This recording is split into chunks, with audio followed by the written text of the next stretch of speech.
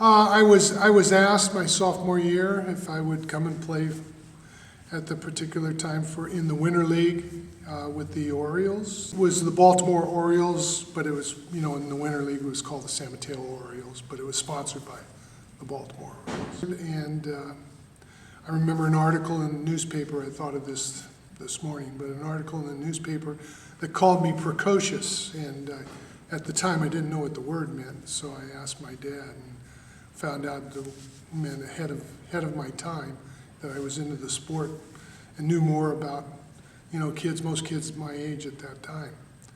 And one good story that I remember from then, when I was pitching at 16, the first game that I got into at Central Park in San Mateo, or Fitzgerald Field as it's also called, I came in with the bases loaded, and the first batter that I faced was Willie Stargell.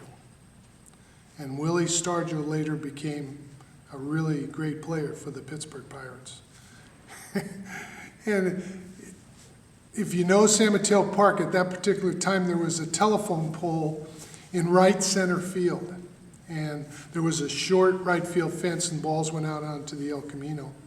And Willie Stargell hit a ball off of me, which I was sure was a grand slam home run, but it hit the telephone pole in right center field perfectly, and cleared the bases, and he ended up with a double.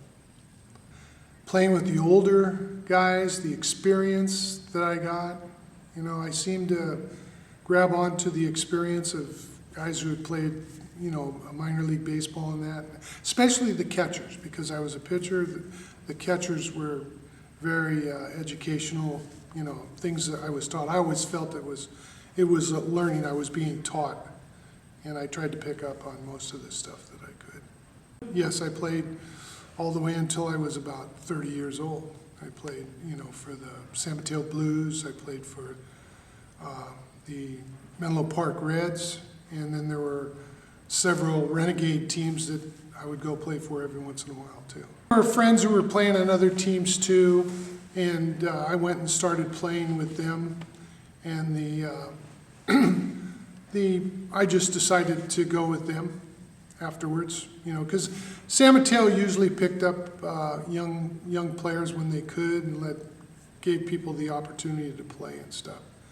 So these were all some guys that I had gone to junior college with and high school, and so we all played together on the same team. Plus we had a manager who used to work for the Redwood City Tribune, who sponsored our team and always took pretty good care of us.